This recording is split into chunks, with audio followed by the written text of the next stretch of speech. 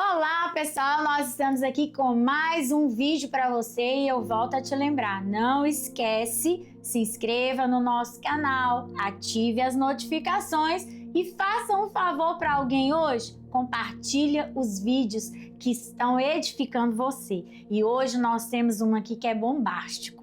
Eu vou te falar e você vai me dizer o que você pensa sobre isso. Deus que falou ou foi a sua emoção? Será que nós estamos agindo emocionalmente nos cultos ou será que realmente Deus está falando? Mas se é Deus que está falando, por que tem algumas coisas que não estão funcionando? Eita, vamos pensar? Então eu quero tratar esse assunto com você no seguinte aspecto. Quantas vezes você mesmo já falou assim, não, foi Deus que me falou. Foi Deus que me mostrou. E aí aquilo não aconteceu como você disse que Deus te falou. Quantas vezes você já viu, ou já fez, ou já presenciou esse fato? Eu acredito que não poucas, porque eu mesma já passei por isso. Calma lá e guarda as pedras aí. Já passei, sim, no início da caminhada, quando a gente está empolgado, quando a gente está animado, até mesmo naquele culto que mexe com o nosso emocional, o toque da bateria, a música perfeita, a luz apagada, tudo isso tem uma finalidade e não é o culto a Deus, sabia? É tratar com as suas emoções. E nessa hora, se nós não estivermos firmes naquilo que a palavra de Deus fala, é ladeira abaixo. Não vai acontecer porque não foi Deus, foi você que desejou, que pensou, que falou, movido por todo um ambiente preparado para isso. Eu quero trazer para você algumas percepções bíblicas sobre esse fato. Se o que nós estamos fazendo, falando, pensando, está gerando algum resultado, a gente pode até colocar isso numa balança e verificar. O resultado que foi alcançado, ele glorifica a Deus ou exalta o meu ego? O resultado que foi alcançado, ele glorifica a Deus ou ele envaidece a minha pessoa? Coloca na balança e veja se foi Deus ou se foi você. Segundo ponto, o nosso coração, ele é facilmente enganado. Não é como ele seja enganoso mais, como está escrito lá pelo profeta Jeremias. Ele até era, sabe? Antes da gente nascer de novo. Nosso coração era enganoso porque ele estava levado pela carnalidade, porque o nosso espírito não era recriado, não era vivificado em Cristo Jesus. Mas agora, o nosso coração, ele foi vivificado. E a palavra de Deus fala que nós temos agora uma medida de fé derramada no coração, uma medida de fé derramada para nós e o amor de Deus também. Então, o nosso coração, eu não vou chamá-lo de enganoso, mas eu vou dizer da seguinte forma, ele é facilmente enganado.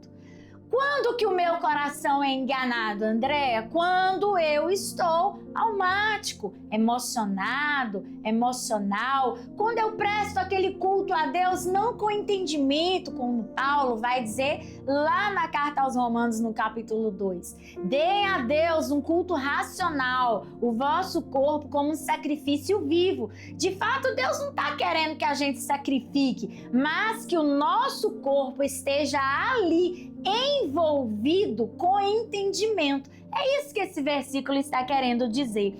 Então, tudo que eu faço num culto, ele pode ser um culto racional, e o racional não é de razão, tá? Fazer de forma fria, calculada, não. O racional aqui é fazer com entendimento, sabendo o que a Bíblia diz. Lá na carta aos Hebreus, no capítulo 4, no verso 14, diz assim, olha, a palavra de Deus é viva e eficaz. Aí ela vai continuar para separar juntas, medulas e para discernir as intenções do coração. Quais as intenções que eu tenho quando eu estou fazendo alguma coisa? Qual a intenção que eu tenho quando eu tenho certo tipo de comportamento no culto, por exemplo? Quando você está lá pulando, saltando, falando, profetizando, qual é a verdadeira intenção que está por trás disso? É realmente glorificar ao nome do Senhor ou é parecer espiritual? O que você está falando, pregando, ensinando, tem uma finalidade de construir Cristo na vida das pessoas? Ou elas querem, ou você, quer somente um discurso eloquente, uma palavra que vai dar ânimo para aquela pessoa, vai afagar o ego dela, mas não vai constrangê-la a ponto dela fazer o correto? Qual é, de verdade, as nossas motivações dentro de um culto? O que realmente eu estou fazendo que vai contra a palavra de Deus? Porque se há algo que nós precisamos observar nesse campo emocional e espiritual, é que Deus nunca, nunca, nunca falará contra a sua própria palavra. Deus não vai nos levar a fazer nada contra a sua própria palavra. Deus não vai nos motivar a agir fora da palavra. Então, por isso é importante saber, é Deus que está falando ou eu que estou emocional? Ou eu que estou num campo almático e querendo fazer as coisas na força do meu braço? 2 Coríntios, no capítulo 13, no verso 1, tá assim, olha, por boca de 2 ou 3 testemunhas se confirmará toda a palavra. Sabe aquelas profecias que são dadas lá na igreja, mas nunca se cumprem? Sabe aquelas palavras proféticas que foram tão amplamente divulgadas, mas não estão se cumprindo? Sabe aquele movimento do domingo, que é o culto poderoso, cheio do Espírito, mas que na segunda-feira tem um bando de crentes depressivos, mal pagadores, caluniadores, fornicadores, prostitutos, que continuam a sua vida de pecado sem serem constrangidos pela palavra dominical? É esse o ponto que nós temos que analisar. É Deus ou é emoção? Até que ponto a palavra que eu recebo me constrange para eu agir à altura dela? Ou até que ponto essa palavra é emocionada o bastante para me vender uma ilusão e me fazer agir impulsivamente? Quantas dívidas foram feitas por causa de impulsos? Quantas coisas você já fez por causa de impulsos? Quantas vezes você já pulou, já gritou, já orou em línguas até, mas era tudo carne? Quantas vezes nós vemos isso dentro da igreja? E eu volto à pergunta lá do início do nosso vídeo: é Deus ou é emoção? E eu trago isso de forma pessoal, individual. O que eu faço é Deus ou é emocional? O que eu estou fazendo é de Deus ou é da minha emoção? Se é de Deus, haverá frutos que glorificam a Deus. Se não é de Deus, esse trabalho, essa ação, esse movimento tem prazo para começar e para terminar. Mas quando é de Deus, perdura, persiste, permanece, e mesmo que finde aquele ciclo, o fruto que é deixado glorifica ao nome de Jesus. Para olhar essas questões, eu quero trazer para você Hebreus capítulo 5, verso 14. Os maduros têm os sentidos exercitados para discernir o bem e o mal. Olhe bem, os maduros têm os sentidos exercitados.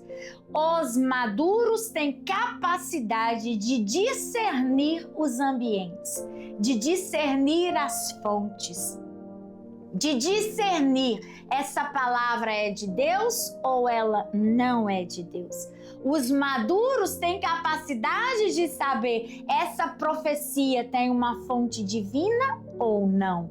Os maduros têm capacidade de sondar o próprio coração. Qual é a minha verdadeira intenção quando eu faço e o porquê eu faço? Essa é a maior questão da vida de um crente hoje. Amadurecer. Ser maduro espiritualmente vai livrar você dessa dúvida. Será que é Deus ou será que sou eu? Será que é Deus ou será que é a alma daquela pessoa falando? Amadurecer vai livrar você dessa cilada e desse perigo, que também é viver fazendo pela emoção e não pelo espírito. Eu quero dizer para você que Deus não tem a intenção de nos confundir, não tem a intenção de trazer dúvidas, não tem a intenção de nos tentar em coisa alguma, porque a Bíblia deixa isso expresso. Deus não tem a intenção de esconder nada, de deixar mistério, como muita gente aí tem falado e continua falando. É mistério. A minha Bíblia diz que todo mistério foi revelado e ele foi revelado em uma pessoa, Jesus Cristo. E nele não há mentira, não há dolo e não há engano. Se nós estamos vivendo dessa forma, basta a gente colocar a nossa própria conversão em xeque e verificar se o que eu faço converge para Cristo ou converge para o meu ego. É assim que se faz. É preto no branco, sem muitas discussões e palavra na mão. Se você entendeu o que esse vídeo quer te ensinar hoje, eu convido você, coloque agora a sua conversão, sua santificação, a sua justificação em Cristo Jesus numa mesa e veja se realmente você está agindo em Jesus ou em você mesmo.